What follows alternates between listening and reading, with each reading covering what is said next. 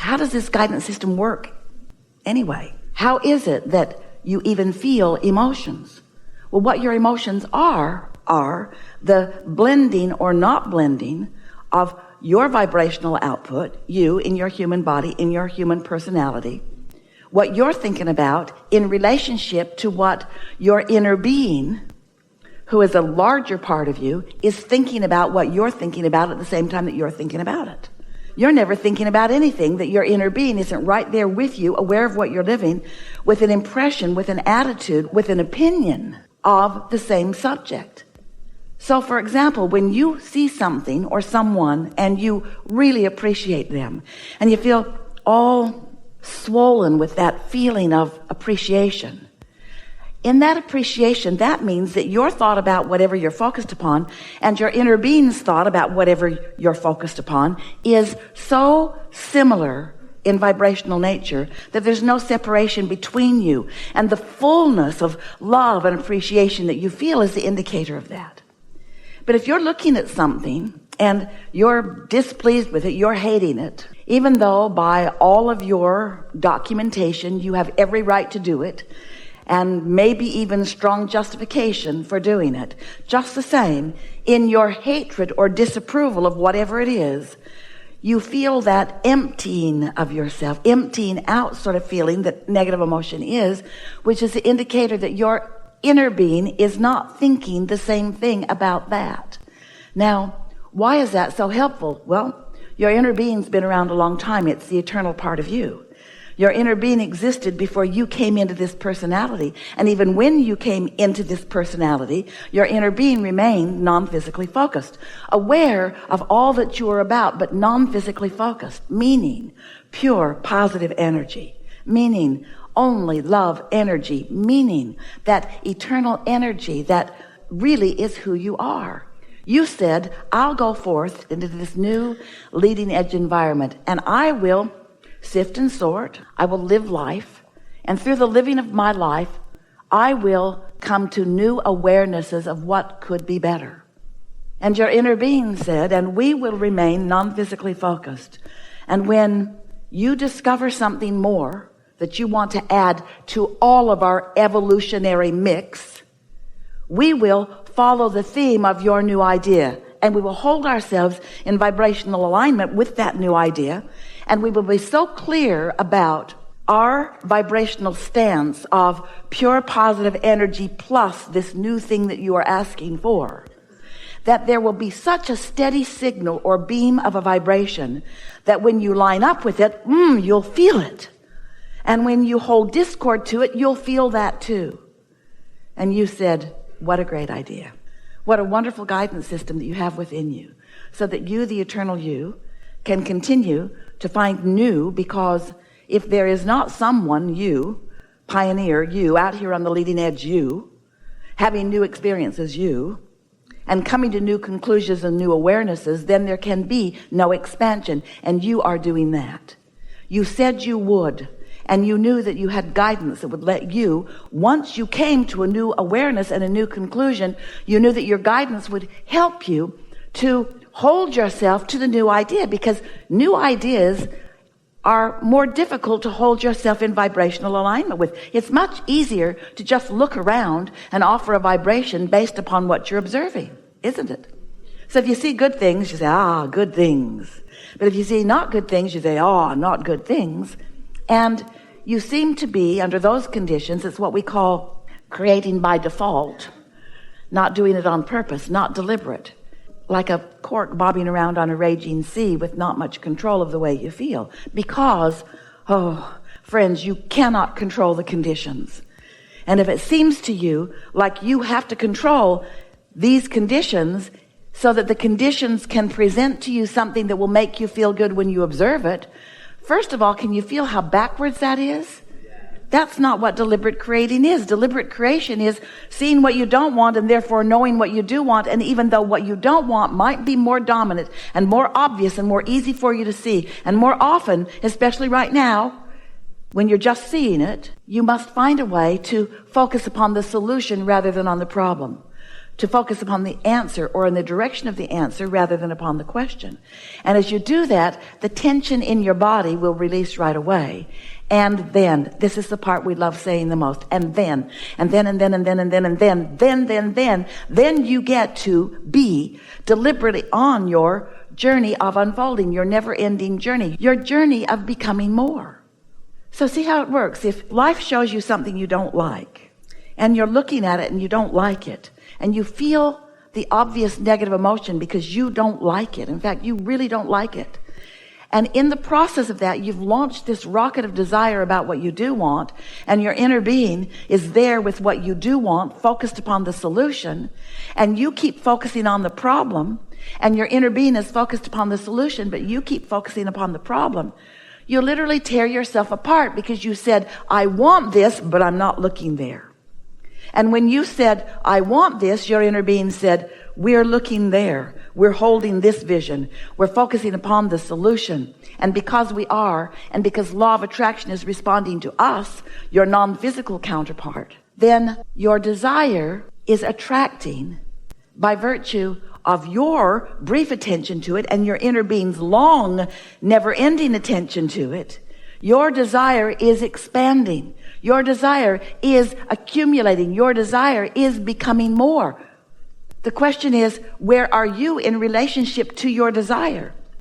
So we want so much for you to understand this vibrational reality that you set into motion, that is the beginning of all things that become tangible. We want you to know that this vibrational reality exists. We even gave it a name. We call it the Vortex. It's this vibrational reality where your inner being remains with all of the things that you have set into motion. And so your emotions are letting you know in every moment where you are in relationship to that, where you are in relationship to the evolution, to the expansion that your life has carved out for you and for your inner being. Something that you tend to forget is that you are the leading edge of this expansion. And you have this support system of non-physical energy. But so many humans have forgotten about this support. And so they don't even feel for it. And they don't even know what their emotions mean. So they walk around all day angry and furious and upset and enraged and fearful about all kinds of things, holding that almost as a personal, permanent personality trait, not realizing that the indication of that negative emotion is the indication of a very severe separation between them. And then they're blaming everybody else. You need to be different than you are so that I can feel better. And we say, no, it's not how it works. Couldn't work that way, because the diversity is necessary for the new ideas to be born. You don't want sameness. You think you do. Because if everything could be the same as you think you want it to be, then you wouldn't have so much struggle. You wouldn't have so much confusion. You wouldn't have so much problem, it seems. But you also could have no expansion. So we know it's a big thing to ask, but we're asking you to be happier. And we're asking you to understand how it is that you get happier. And what we're really asking is that you do the best job that you can. Really, a much better job is available to you of focusing in the direction of things that feel good, of utilizing your own guidance system. So here you are, beautiful, expanding beings. You can't turn that expansion off. This creative process just moves forward boldly, taking you along with it, whether you're ready or not. Because the variety that surrounds you causes you to constantly give birth to new desires. And those new desires, that's what step one of the creative process is, in fact. Ask. And you're asking all day, every day, as you see things that make you ask for improvement. So step one, you ask. You, leading edge creators, out here on the leading edge, you ask all day, every day. Ask. Vibrational emanation, ask. And source answers it. So every solution to every problem that everything that is physical is emanating, everything that is physical, asking for more, and non-physical responding immediately with the same energy that creates worlds, with power and clarity and certainty, and most of all, with focus. focus upon what you're asking for. So your request begins to expand and grow. That's all step 2. Ask and it is given. Someone should write a book about that. When you ask, it is given. It is given. It is given. But then you say, but where is it? I can't see it. And we say, we know you can't see it yet because it's in the early vibrational forming stages. And you have to be a vibrational match to it to see it. In fact, your job is step 3. You must find a way to be a vibrational match to what you're asking for, even though its absence may be much more obvious to you. You have to find a way of becoming a vibrational match to the presence of your desire. And when you are that, when you are a vibrational match to what you want, in other words, when you feel optimistic, when you are even hopeful, then you are in a vibrational place where you begin receiving impulses of timing, impulses of action, impulses of behavior, impulse of thought, impulse of words, impulses that cause you then to have your hands in the clay of your own creation. So many people identify a problem, which makes them identify a solution, but they relate so much more to the problem because they still believe that if they can convey a strong enough problem, that someone will come to solve their problem. And we say, someone does come to solve the problem, but if you are focused upon the problem and not the solution, you can't receive the information about the solution. You're getting this, aren't you? You gotta be in the receiving mode. So step 1 is ask, step 2 is source answers, and step 3 is you've got to be an allower of what you've asked for, which means you've got to be in the receiving mode. Now here's the really good news. When you're awake, you're in the receiving mode all the time.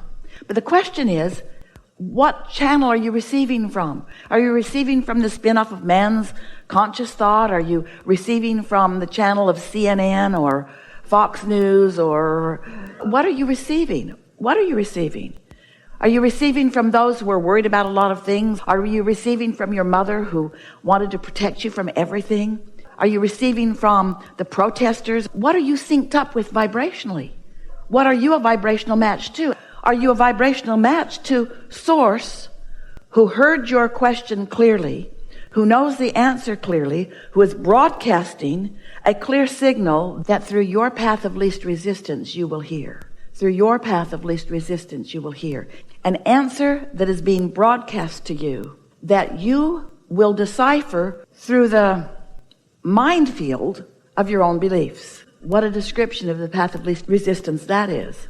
Through the minefield of your own beliefs. But it really is that way. In other words, when you ask for something that you don't believe, your inner being begins broadcasting to you right away a navigational route that will take you to what you want, taking into consideration every belief you hold that's in your way. So your inner being guides you around all those beliefs. That's why you don't go directly to the answers. That's why sometimes it takes you longer than you want it to. But you hold beliefs that are in the way. We're going to give you a really rudimentary example about something that you're going to think doesn't matter. And therefore, you'll be able to hear this answer more easily. Esther couldn't find her gold pen. She really wanted to find it. It was a gift. It was expensive. And it was her favorite pen. Whenever she wrote a love letter to somebody, she sat at her desk with that pen. That pen really mattered to her. She'd had it about 5 years. It was gone. She couldn't find it. She looked everywhere for it. I've lost my pen. I've lost my pen. I've lost my pen. I've lost my pen. And Jerry would say to her, well, we'll get you another one. I don't want another one. I want that one. I've lost my pen. I've lost my pen. I've looked everywhere for it and I cannot find it. And she wasn't kidding. She had turned every drawer upside down. She'd been in and out of all of her handbags. She could not find that pen. So finally, she had no choice but to let it go because she couldn't find it. And this went on, we're not kidding, for weeks. I can't find my pen. I can't find my pen. Where is it? Where is it? Where is it? Where is it? Where is it? Now, here's the thing that we want you to know. We knew where it was. And we kept giving Esther an impulse to go look there. But she couldn't find it because you can't find something that's lost.